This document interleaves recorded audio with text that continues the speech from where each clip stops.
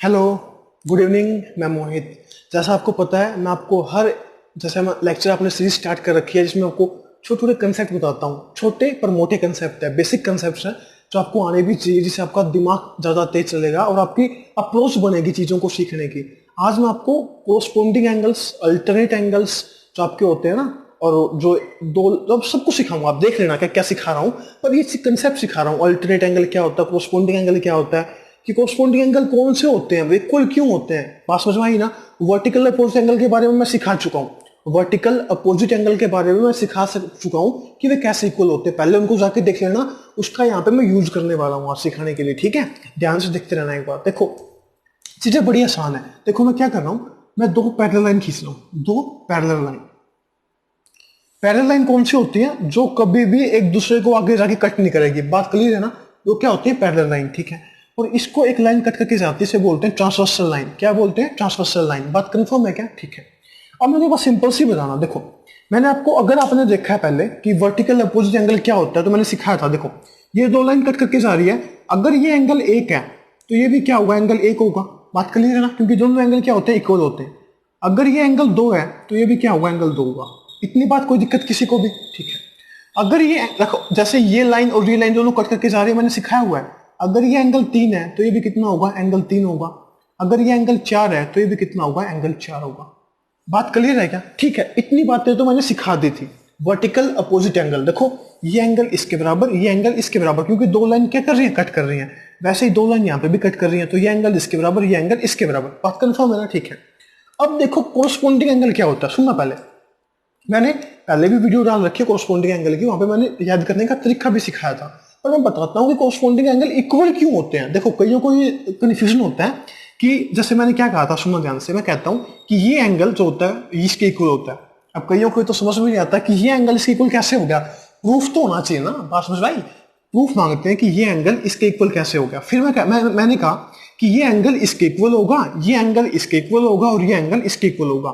ये कौन से होते हैं, कोरस्पोंडिंग एंगल होते हैं। पर बंदे को समझ में ये नहीं आता कि ये एंगल और ये एंगल इक्वल क्यों हुआ। प्रूफ तो दिखाओ इसका। जैसे वर्टिकल अपोजिट एंगल का प्रूफ था, तो इसका भी तो प्रूफ दिखाओ। प्रूफ दिखाता हूं, अभी ध्यान से देखना है, सीखना है एक बार ध्यान से। देखो, मैं यहाँ पे आपके लिए थोड़ा सा अलग से स्पेस बना रहा हूँ, ध्यान से देखना है एक बार। दो पैरेलल लाइन थी, ध्यान से देखना एक बार। और एक ट्रांसवर्स लाइन क्या करती है, कट करती है। पक्की बात है क्या? ठीक है। मेरे को एक बात सिंपल सी बताना बस। अगर ये दो लाइन बिल्कुल पैरेलल है और एक ट्रांसवर्सल लाइन कट करके जा रही है, ट्रांसवर्सल लाइन, तो जितना एंगल ये बनेगा, क्या उतना एंगल ये नहीं बनेगा? बस एक बार मेरे को इतना बता दो। प्रैक्टिकली अगर करके देख लो, कैसे करके देख लो। देखो, एक काम करो, ट्रांसवर्सल ऐसे खींच लो। ठीक है क्या? जितना एंगल ये बनेगा, क्या उतना एंगल ये नहीं बनेगा क्या? बस ये बता दो मेरे को। क्या, अगर सुन लो, कईयों के दिमाग में आ रहा होगा, सर लाइन ऐसे करके ऐसे खींच दूंगा, तो ये क्या लाइन होगी? लाइन तो नहीं होगी ना। सीधी लाइन कैसे खींच लो, आपकी इच्छा है। देखो, और देखो, कैसे भी खींच लो, जैसे आपका मन करे। देखो कैसे खींच लो। अब जैसे यहां से या ये ऐसे जो जा रही है, जितना एंगल ये होगा, क्या इतना एंगल ये नहीं होगा क्या? दोनों लाइन पैरेलल है, बिल्कुल स्ट्रेट लाइन है ये, मतलब कहीं पे जाके कट नहीं करेगी। बात समझ आई ना। तो जितना एंगल ये बनेगा उतना एंगल ये बनेगा, देख लेना ना आपके। और जितना एंगल नीचे ये बनेगा ना, देख लो इन दो के बीच में, उतना ही एंगल ये बनेगा। इसलिए कहता हूं मैं कि इसको बोलते हैं संगत कोण। मतलब इन दो की संगत में जैसा ही है, जैसे इस, मैंने आपको सिखाया हुआ है, देख लेना मैंने कैसे कहा था कि जैसे ये इसके ऊपर है, इसके ऊपर मतलब ऊपर की साइड में, इस साइड में है, तो यहाँ पे भी इस साइड में है, तो दोनों की संगत एक जैसी होनी चाहिए। मैंने कहा था, मैं कहा था जैसे इसकी संगत में नीचे यहाँ पे इस साइड में, इस साइड में, तो इस यहाँ पे भी ये इसके बराबर होगा, ये इसके बराबर होगा, ये इसके बराबर। मैंने सिखा रखा है। तो मैं तो यहाँ पे सिर्फ जस्ट प्रूफ दिखा रहा हूँ कि ये एंगल इसके बराबर होता है क्यों। आप प्रैक्टिकली सोच के देखो ना, कि मैंने अगर ऐसे लाइन खींच दी तो क्या ये एंगल और ये एंगल इक्वल नहीं होगा, और ये एंगल और ये एंगल इक्वल नहीं होगा? सोच के तो देखो, दोनों लाइन तो पैरेलल है, और ट्रांसवर्सल लाइन कैसे भी कट कर लो। बात समझ में आती है ना, कितनी आसान चीजें हैं। ठीक है, अब देखो मैं आपको सिखाता हूँ। मैं इसको रब कर रहा हूँ, ठीक है क्या? अब देखो, ध्यान से देखते रहना। तो मेरे को क्या पता चला, मेरे को पता चला कि एंगल एक जो है वो किसके बराबर है, एंगल एक किसके बराबर है, एंगल तीन के बराबर है। एंगल एक किसके बराबर है, एंगल तीन के बराबर। मतलब एंगल एक और एंगल तीन दोनों बराबर हो गए, ये और ये। ठीक है। एंगल दो और एंगल चार क्या हो गए, बराबर हो गए। ठीक है क्या? ठीक है। एंगल दो और एंगल चार क्या हो गए, बराबर हो गए। यहाँ पे लिख लेता हूँ एक बार, एंगल तीन और एंगल एक क्या हो गए, बराबर हो गए। इतनी बात समझ में आ गई ना? कोई दिक्कत किसी को? बता दो। ठीक है। अब मेरी बात को पहले समझना। मैंने आपको एक चीज और सिखाई थी कि दो पैरेलल लाइन के बीच में एक साइड के एंगल का सम, इन दोनों एंगल का सम कितना होता है? अगर एंगल 1 प्लस एंगल 4 का सम कितना होता है? वो होता है 180 डिग्री, होता है ना? तो पहले मैं इसका प्रूफ दिखाता हूं। देखो सुनो, मैं यहाँ पे पहले ये बता सकता था कि अल्टरनेट एंगल, ये बताता हूँ, सब कुछ बताऊंगा धीरे धीरे, रुको वेट करो एक बार, सुनो पहले ध्यान से। देखो मैंने क्या कहा, एक बात बताओ, अगर मैंने इनका दोनों का सम निकालना है, एंगल 1 प्लस एंगल 4, मैंने क्या कहा था, इसका सम कितना होता है? 180 डिग्री होता है। अभी प्रूफ करता हूँ। देखो प्रूफ तो क्या अब तक कईयों का तो हो ही चुका होगा, मैंने लिख दिया यहाँ पे।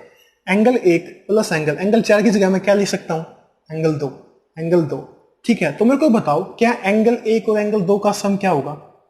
एक स्ट्रेट लाइन के ऊपर, स्ट्रेट लाइन एंगल बोलते हैं, इसी को बोलते हैं लीनियर पेयर भी बोलते हैं। तो दोनों का सम क्या हो गया? 180 डिग्री हो गया। तो क्या इन दोनों का सम 180 डिग्री नहीं होगा? होगा। क्या इन दोनों का सम 180 डिग्री नहीं होगा? होगा। बात कंफर्म है क्या? ठीक है।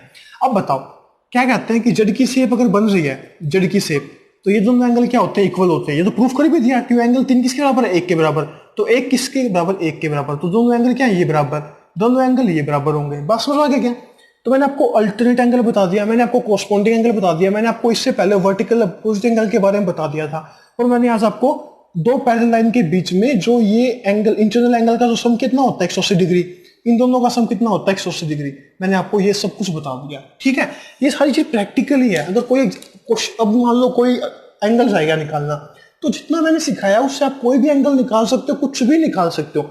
मैंने आपको अल्टरनेट में इंटीरियर अल्टरनेट, एक्सटीरियर अल्टरनेट के बारे में नहीं बताया, कोई जरूरत नहीं है उसकी। अगर आपने इतना सब कुछ सीख लिया है तो बहुत इनफ है, मोर देन इनफ है। ठीक है, तो अगर आपको एफर्ट्स पसंद आ रहे हैं तो प्लीज मेरे चैनल को शेयर, सब्सक्राइब करना ना भूलना।